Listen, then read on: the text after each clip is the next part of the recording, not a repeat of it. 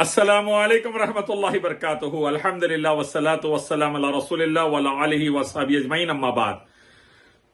جاوید اختر اور شمائل ندوی کا does God exist per debate ہوا، دنیا میں کافی معروف ہوا، کافی پھیلا، لوگوں نے کافی پسند کیا۔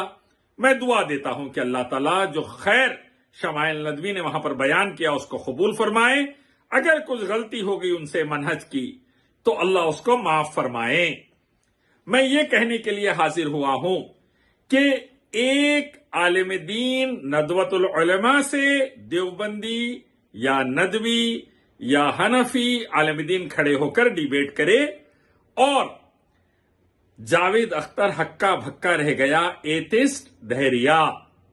اس سے پہلے میں نے جاوید اختر نصیر الدین شاہ دونوں کو جواب دیا تھا انہی کے اسی پوائنٹس پر، اور الحمدللہ کافی وائرل بھی ہوا تھا۔ لیکن ایک حنفی عالم نے جب ٹھہر کر ٹکر لی تو جاوید اختر ہکا بھکا رہ گیا، جواب دینا نہیں بن رہا تھا، عجیب عجیب باتیں کرنے لگا۔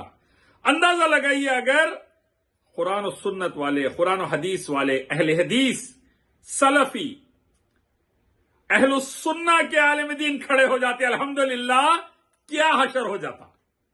ثناء اللہ امرتسری رحمۃ اللہ علیہ جیسے، امام ابن تیمیہ ابن قیم رحمۃ اللہ علیہ جیسے، امام حنبل رحمۃ اللہ علیہ جیسے، محمد بن عبد الوہاب رحمۃ اللہ علیہ جیسے، شیخ بن باز، شیخ البانی، شیخ ابن عثیمین رحمۃ اللہ علیہ جیسے، شیخ صالح الفوزان حفظہ اللہ جیسے، شیخ ربیع بن ہادی مدخلی جیسے رحمۃ اللہ علیہ، ان کی طرح اگر اہل حدیث علماء کھڑے ہو جاتے تو کیا دھوم مچ جاتی۔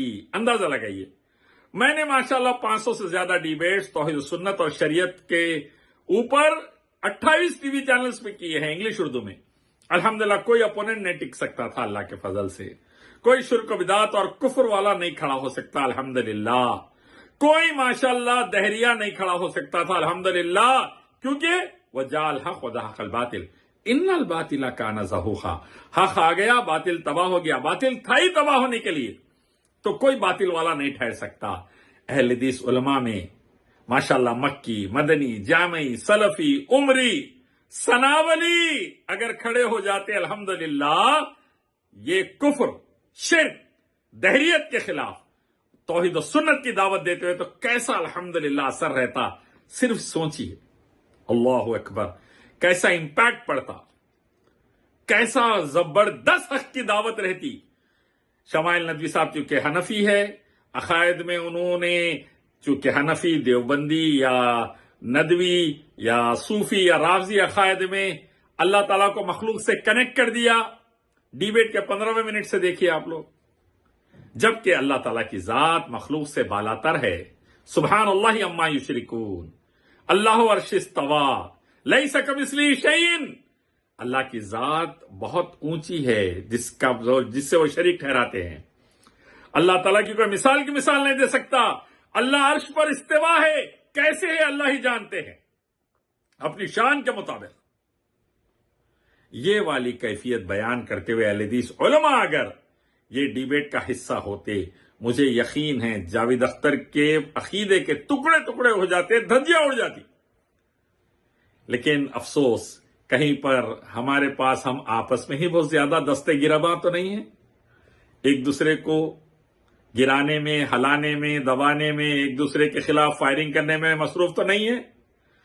اب دیکھیے، دائیوں کو تو چھوڑ دیجئے، brother, sisters, doctors, engineers, uncles, aunties, advocate, انہوں تو گنتی میں نہیں ہے بولتے، تو علماء کہاں ہیں؟ علماء کیوں نہیں کھڑے ہیں؟ میری گزارش ہے اللہ تعالیٰ تمام اہل حدیث سلفی علماء کو برکت عافیت دے، جو گزر گئے جنت الفردوس عطا کرے، اور جو زندہ ہے اللہ ان کو صحت عافیت حیات دے، ان کے فیملیز کو، اور صحابہ کی طرح اللہ اس کے نبی کے احکام کی روشنی میں رسول اللہ صلی اللہ علیہ وسلم کے نقش قدم پر چلتے ہوئے غیر مسلمین میں دعوت دینے والا بنائے اللہ، غیر مسلمین میں دعوت دینے والا بنائے اللہ، غیر مسلمین میں شرک اور کفر کا اور حرام کا اور بدعت کا رد کرنے والا، توحید و سنت کی دعوت دینے والا بنائے اللہ، اور صحابہ کی طرح دونوں جہاں میں کامیاب کرے۔ میں Ilyas Sharafuddin, slave of Allah Indian Army Naik کا بیٹا، گزارش کر رہا ہوں دعوتی میدان میں ٹی وی وغیرہ پر آئیے، اہل حدیث علماء، سلفی علماء اور توحید و سنت کی دعوت دے کر کامیاب ہو جائے۔ السلام علیکم ورحمۃ اللہ۔